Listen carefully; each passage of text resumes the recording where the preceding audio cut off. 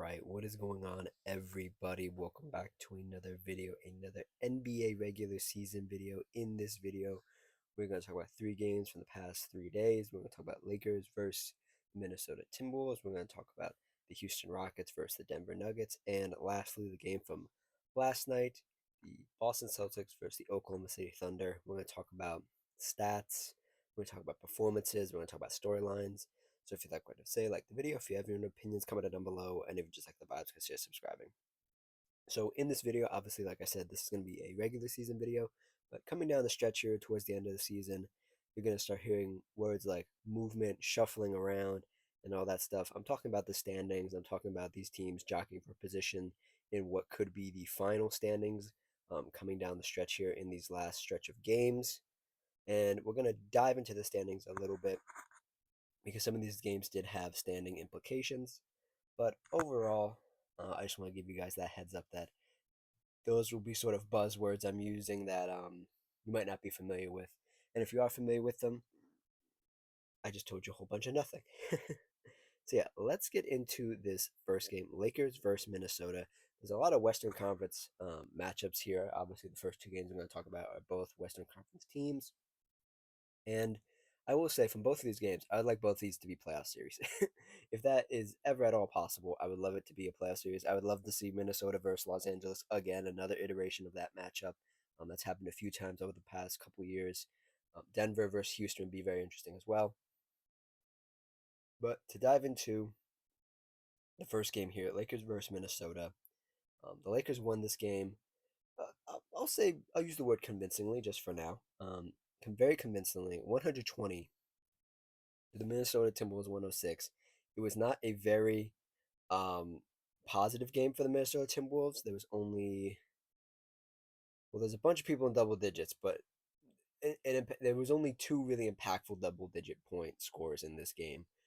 Ant had a horrendous game. Anthony Edwards, he played 31 minutes. He had 14 points, 2 of 15 from field goal, 1 of 10 from three. He made his first three in like the third quarter, I believe.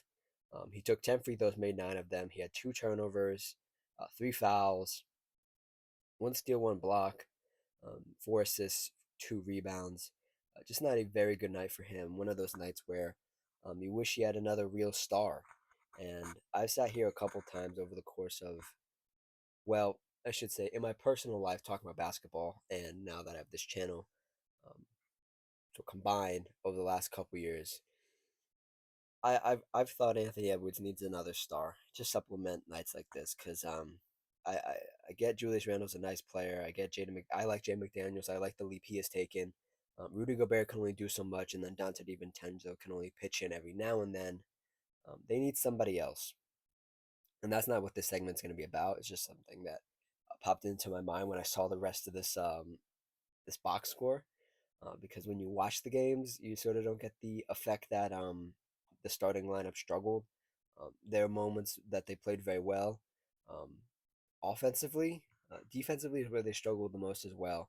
But this game, in particular, was a Luka night. This was a Luka Doncic led Lakers team, and it felt like that for I don't want to say the first time, but this is the first time I've watched the Lakers, and I'm like, okay, yeah, I see it. This is a really good team. This is the team I thought they would be.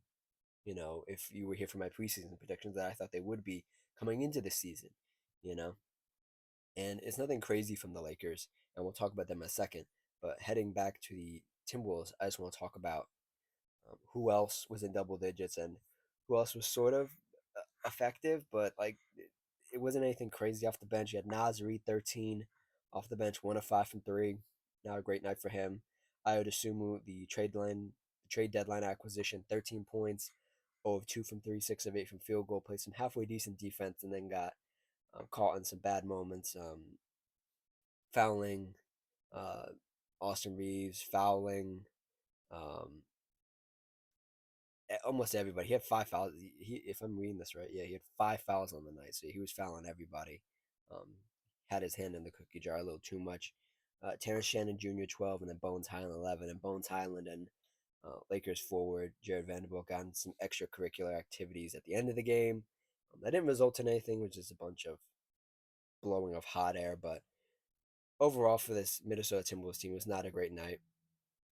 if you look at their team combined stats for percentages, from field goal, um, from three, from field goal they shot 46, from three they shot 25, and from free throw they shot 79. So not the most positive night for this Minnesota Timberwolves team against the Lakers. And like I had told you guys just a minute ago, this Lakers team looked like a Luka Doncic led team. The energy was high. There were some defensive moments where you're like, definitely, definitely a Luka Doncic team. Well, definitely a team where your two best players are probably your worst defenders, in Luka and Austin Reeves. But offensively, they both brought it. Luka Doncic 31 points, Austin Reeves 31 points. Luka Doncic with a triple double, 11 points, 11 rebounds. He did have 4 turnovers as well. Um, Austin Reeves 31 points, 7 rebounds, 8 assists. Almost had a triple double himself, but he only had 1 turnover. And to be quite honest, these guys they were playing some bad defense, but at least they didn't foul. Austin Reeves only had 1 foul. Luka had none. So they were when they were getting beat on off the dribble or whatever was happening. At least they didn't foul and make it worse. But I would say, I want to say the star of this game, but the most eye-catching player of this game was a high energy DeAndre Ayton.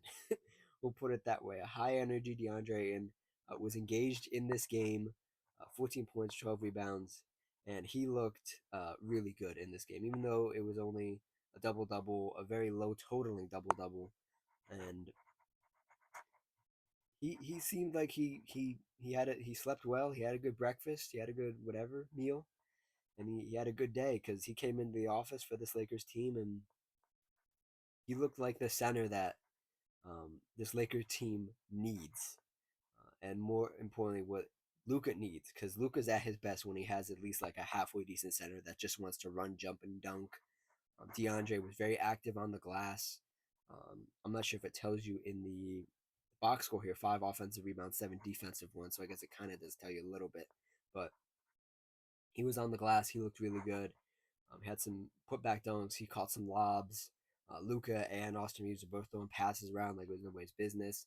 Everybody benefited. Jared Vanderbilt, um, DeAndre Ayton, and Luke Kennard, all in double digits.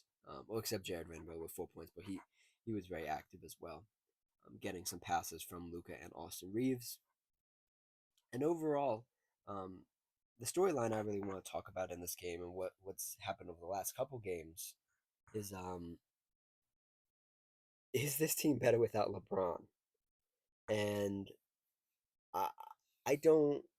I, the basic answer is yes. I think just because off the court and on the court, LeBron is very limited at this point in his career. Obviously, on the court, he's very limited in sometimes minutes, sometimes willingness to play defense, sometimes even willingness to actually play within the system and not just go rogue and do his own thing. Which he's earned every right to do, but it doesn't equate to winning. This Lakers team flows much better without LeBron. We'll put it that way. Is it much better without LeBron? Is it much better without potentially the best player of all time? That's a wild thing to say, and I don't think I'm prepared to say that. I've said a lot of wild things on this channel. I'm not prepared to say that though. And off the court, well, we'll say off the court, connected to on the court. This Lakers team is hamstringed by LeBron's contract. And I think if you can get more guys in the door that fit Luka and Austin Reeves, the better. This Lakers team has a lot of open cap space coming up here in this next offseason. Um, as much as DeAndre was very good this game, you're going to move on from him. You're going to move on from guys like Jared Vanderbilt. You're going to move on from other guys on this team. And you're going to try to get um, whatever you had that night and try to capture it in a bottle and try to say, okay, so what do we need? What made this team look so good against a really good Timberwolves team? You take that information and you go out on the open market and you try to get more of those kind of players. And I think that's really what it boils down to. And at this point in LeBron's career, and I've said this here also, LeBron's never been in a situation where it hasn't been his team. And this is Luka Doncic's team, and they looked really good without LeBron. And they beat a Timberwolves team that struggled, um, whether it be a self-imposed struggle because they just couldn't hit anything, and none of their shots could go in, or the Lakers legitimately beat them because this can happen. This will happen throughout. It has happened throughout the season, and it will happen in the postseason in the playoffs where a team just can't hit anything, and you're gonna the team that is hitting is gonna benefit from that, obviously. Um, but yeah, so that's my whole little ramble about LeBron and Lakers and what's going on with them. A really good game. I was really happy for Luca because this looked like a Luca led team, and it was really satisfying to watch. And there were some like shenanigans, there was some like stuff going on, but that always happens with this Luca team, with Luca led teams. Um, Moving on here to another Western Conference matchup, one involving a team I'm growing more concerned with as the days pass, and another team that has been pretty good. They've had some interesting losses, but their wins are very convincing, and that's the Houston Rockets versus Denver Nuggets. The Houston Rockets lost this game 93 to the Denver Nuggets 129, and the Nuggets really blew this game open in the third quarter. I literally looked away for like 1 second, felt like 1 second, and then they were up by like 20. I was like, oh wow, okay. And then they just kept building and building and building on it. And I don't even want to talk about the box score really with this Rockets team. I mean, like nobody's in 20 points on this Rockets team. Kevin Durant 11, Jabari Smith 11, Tari Eason 8, Upton Shangun 10, Ahmed Thompson 16. Um, as a team, shot 12% from three. God awful. That's probably the worst I've seen all year when I've been looking at these box scores. Josh Okogie 12, Clint Capella 9. Um, we don't need to talk about the box score. I talked about the Rockets when whatever the last game they played was that I talked about, and I told you guys I was concerned and I couldn't quite put my finger on it. And then these questions that are being, we'll say, asked of me or like the thoughts I'm having. I'm not the only one. A lot of people um, in the NBA space are thinking these things as well. And somebody asked um, Rockets head coach Ime Udoka what he thinks is wrong, and he says we have all the talent.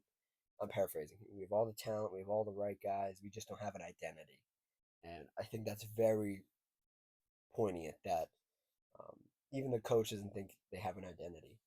And I was trying to think of it before I hit record on this video. I was like, what do I think when I think of the Rockets? What do I think of? Like when I think of the Nuggets, obviously I think of the MVP, Nikola Jokic. I think of ball movement. I think of um, shooting the three. I think of lobs and all that stuff.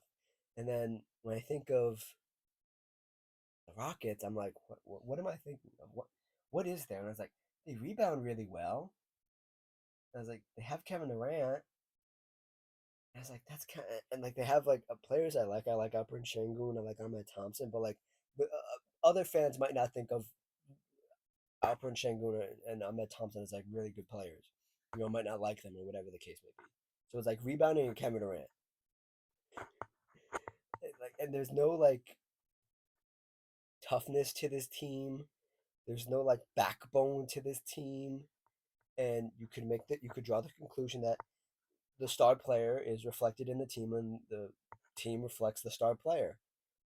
And Kevin Durant is kind of all those things where he doesn't really have an identity, and he's been searching for an identity all these years, dating back to leaving Golden State, going to Brooklyn, going to Phoenix, coming here to Houston. He's been searching for his identity. He hasn't found it. And the only thing that defines Kevin is his scoring and how good he is and how effortlessly he came back from that Achilles injury and how effortlessly he's aging into his latter stages of his career. But when you take that away and you try to think of what this Rockets team had, when before they made the Kevin Durant trade, they had Dylan Brooks who brought toughness. They had Jalen Green for what it was worth. He was hit or miss some nights, but when he hit, he hit. It's like this is a young player we can look forward to getting better. And they had Dylan Brooks who was really good and brought that attitude, and they just don't have that anymore. They just don't have it. And I kind of got at this as well. It's like I like a lot of names on this team, but like some of these have just fallen so flat. They have fallen so flat. Like Dorian Finney-Smith, he got a DMP. He's not with the team right now. He probably has personal matters he's dealing with, so we're gonna excuse that one. But the last game I talked about him, he was awful. Um, Josh Okogie, very hit or miss. I hope he still has a job after this season because I think he's still a really good player. He has a lot of time left in his career. Very good defensively, okay offensively. Reed Shepard has just been. I use the word stinky a lot on this channel because that's how I like to think about it. Like you're not bad, you're not like good. You're just stinky. Like you're just ugh.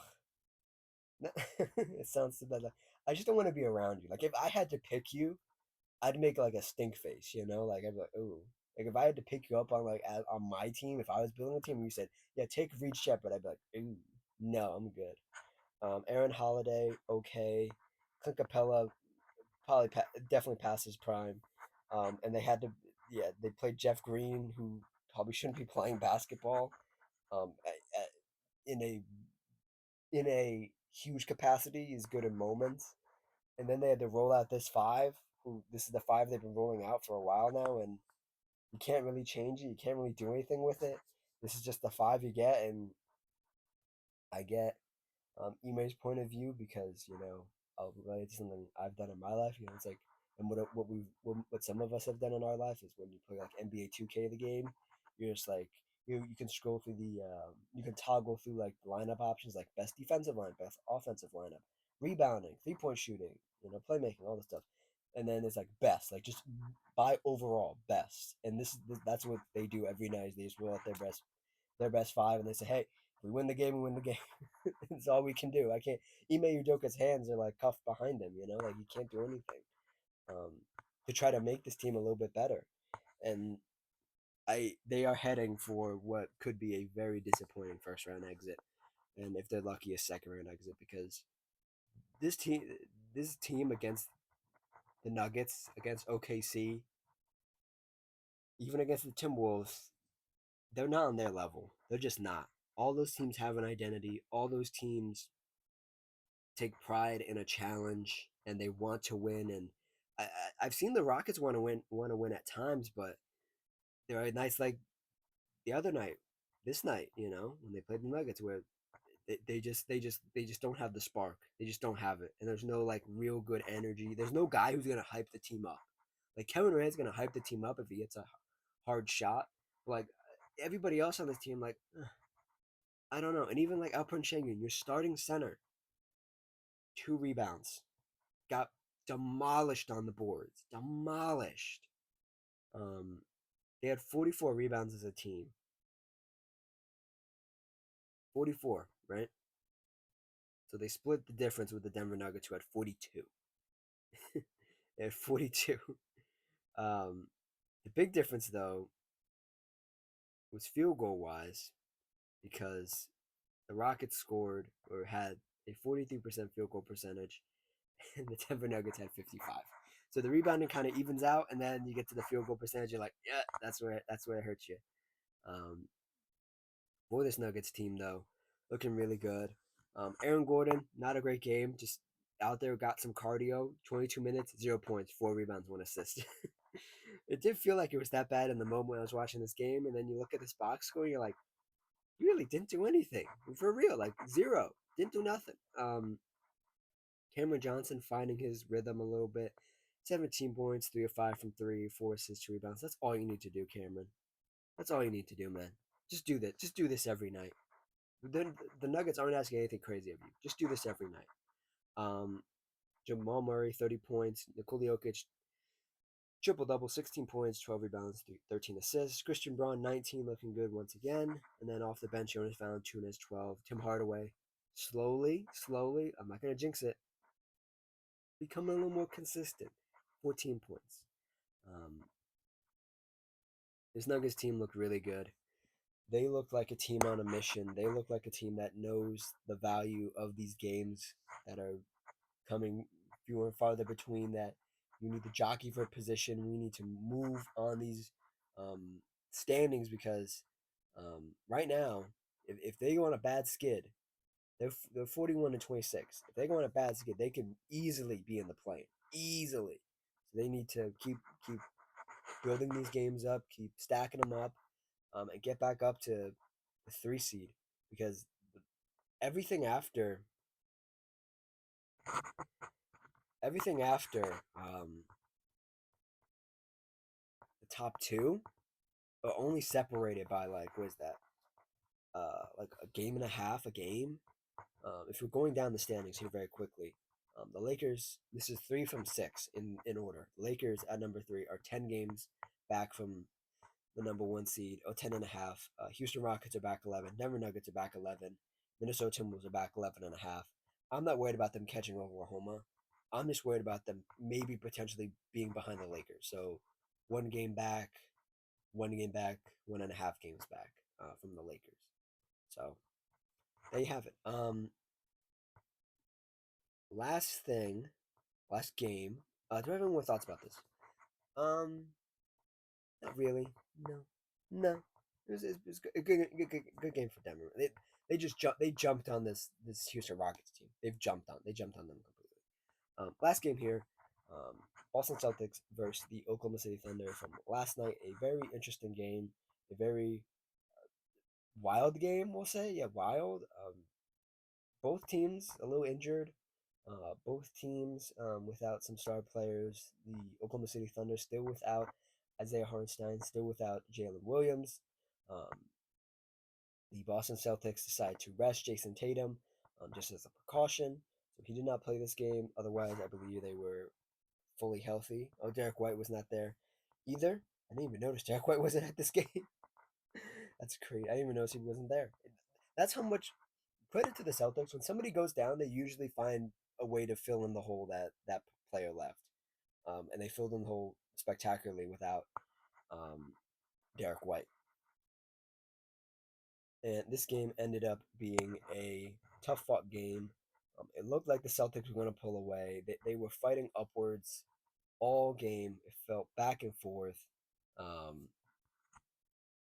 Jaylen Brown, 34 points. Peyton Pritchard, 14. Baylor Shireman, 11. This was a huge game for Jaylen Brown.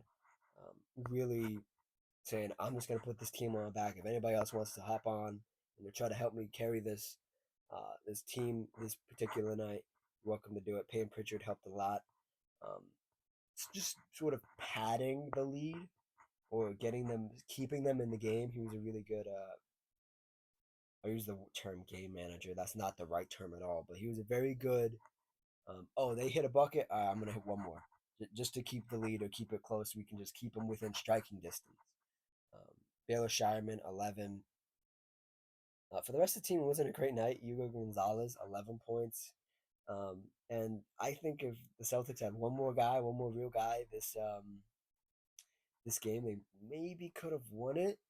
But uh, the MVP, Shai Gilgeous-Alexander, matched Jaylen Brown and said, "You have 34, I'll have 35." And everybody else for the Oklahoma City Thunder um, played a bit bigger of a part. Chet Holmgren, 14, AJ Mitchell, 15, Jalen Williams, that's Jayln Williams, 9 points. And this game came down to the very last shots. It was whoever was going to get the last shot was going to win this game. And it was kind of anticlimactic that this game did end on a free throw from Chet Holmgren, but previous to Chet Holmgren going to the line, you had Shai Gilgeous-Alexander hitting a big shot, you had Jaylen Brown hitting a big shot, and it really ended up being a very competitive game. And um, one thing I really noticed about this Thunder team, now that they've basically been injury plagued all season. They've been without multiple bodies. They've been without all their star players. Um, when they don't blow teams out and they win these really close games, they've taken a lot of pride in closing out these tough games. And I give them a whole lot of credit. Um, a lot of teams would be like down on themselves, like, damn, we should have blown them out, this and that. They take pride. They're like sickos. Like, they love being in these close games and just winning it in the last few minutes, last few seconds, even. they're real antsy now, and they're game time ready. Like they're big game ready. And I'm not saying they weren't last season, but this season in particular has been very interesting to see. Like they love being in these crazy close games. As you can see, bottom right of your screen, um, Chigis Alexander getting doused in water by his teammates. Just really interesting, like psychological stuff where like even when they feel like they're being beaten and they're gonna get beat down and this is gonna be a terrible loss for them, they're gonna lose by like 1 point. They close the game out usually, and that's really positive for them. And I'm not the biggest Oklahoma City Thunder fan. I'm not the biggest Shea fan. I'm not the biggest Chet Holmgren fan. I'm not the biggest Luzang Dort fan. But this team pulls it out usually, and they take pride in that. And it's not like some like, oh, we're the best team. We shouldn't be in close games. They love it. They love it. Um, yeah, really good game. Um, that's really my thoughts for this game.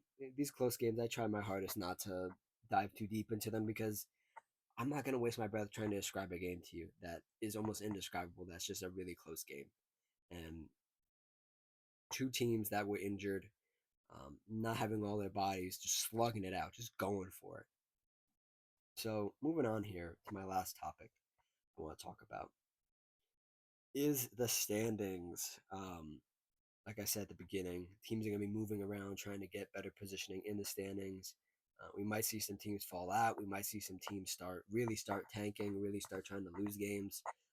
If those teams are on these top teams' schedules, that means an easy win for them, for the top teams. So going through both conferences very quickly, from 1 to 6 in the East, Detroit Pistons 47-18, Boston Celtics 43-23, New York Knicks 42-25, Cleveland Cavaliers 40-26, Orlando Magic out of the play-in. They've been moving a little bit, 37-28, and Miami Heat with Bam Adebayo's 43 points, um, helping them get out of the play-in at least for now.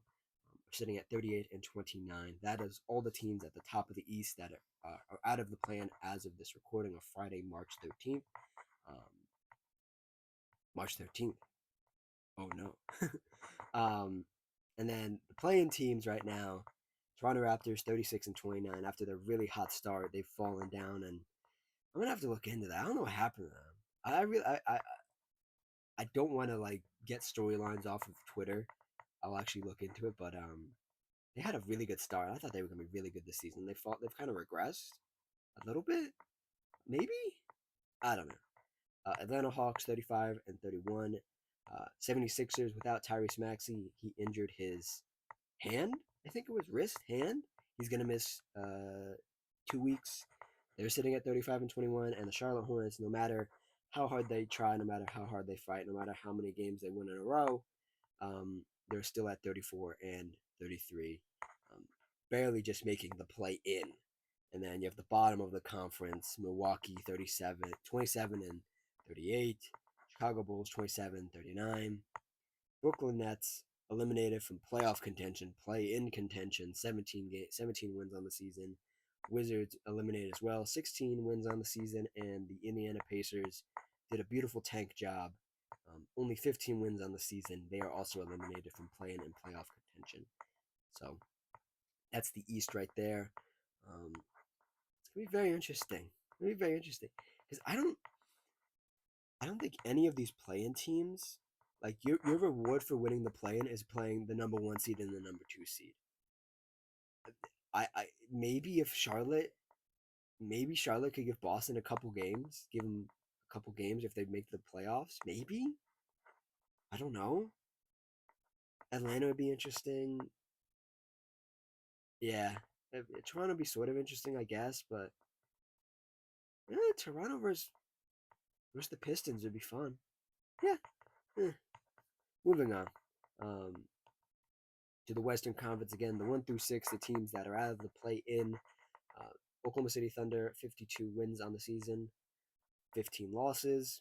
San Antonio Spurs 48-18. Los Angeles Lakers 41-25. Houston Rockets 40-25. Denver Nuggets 41-26, and Minnesota Timberwolves 40-26. They all escaped the play-in, at least for now. And I said this in the beginning of the season. I said some of these teams might be in the play-in because the win total is going to be so high, and the top of the conference is going to be so tight um, in the West, and that's what it's sort of become. I thought maybe at some point, maybe before All Star break, it was stretching out a little bit. Now the teams have sort of closed in on each other. The walls are closing in on everybody. That's not named San Antonio or Oklahoma. And these teams are going to be moving around, jockeying around. Every win and every loss is going to be so apparent for all these teams. And this top six, this is the top six I think everybody had. Um, and then you move on to the play-in teams. Some teams that are trending upwards. Some teams that this is where they want to be is the plan. They're striving to at least make the plan so they can make the playoffs. They think they can win one game against one of these other sort of middle of the pack teams. Phoenix Suns at 39-27. They have Dylan Brooks out, currently dealing with some other stuff, some personal stuff. You might have seen the video. It's a very funny video. It smells like something in his car. um, the LA Clippers trending upwards. Kawhi just had 40 last night, 33 and 32. They are finally above 500 again. Really good stuff for them. I'm not that I don't think they're gonna make it to six, but they could definitely get to seven. Definitely be top of the playing teams right here. Golden State Warriors 32-33. It's looking like Steph Curry not going to come back this season. They keep pushing the date back. They keep pushing the reevaluation back. I said it here first. You heard it from me. This team, he's not coming back to play in a playing team. If they're in the playoffs, yeah. If they're in the plan, no, he's not. They're not doing that. They're not doing that to their guy. And Portland sitting at 31-25. They're comfortably sitting in the play-in, and I think that's fine with them. Just keep pushing up that play-in little area right there. That's from 7 to 10 is the play-in for those who do not know. And then teams that are just out of it completely, that are either tanking or just are bad. Memphis Grizzlies 23-42. I don't even know what's going on in Memphis anymore. And quite frankly, I don't care. Dallas Mavericks 22-44. They still put up a bit of a fight in certain matchups, but end up losing it at the end. Cooper Flag fighting for Rookie of the Year at this point. Let him go out there, hoop, get his buckets, get his points, get whatever he needs to win Rookie of the Year. New Orleans Pelicans 22-45. Every time I feel like I see a New Orleans Pelicans like highlight or something, I'm like, yeah, they're so far removed from being a competitive team. This is all they have. All they have is highlights and hopes. Utah Jazz 20-46. They eclipse their win total that was projected by Vegas. I believe it was 18 and a half or like 19. They get to 20. They surpass their projected win total, which is great. I predicted they would. And then Sacramento out of play-in and playoff contention, eliminated 16-51. So yeah, that's your wrap up. You guys will probably get a college video this next week, Monday. I'm gonna take the weekend off, focus on some college stuff, and watch some women's USA qualifying hoops. So yeah, end screen should be popping up now. Check out the Bam Adebayo 83-point game. Check out NBA Hot Topics. If you click my icon in the middle of your screen, a little subscribe button will pop up. Hit that. Do all that stuff, like, comment, subscribe, and I'll see you guys next time. Cheers.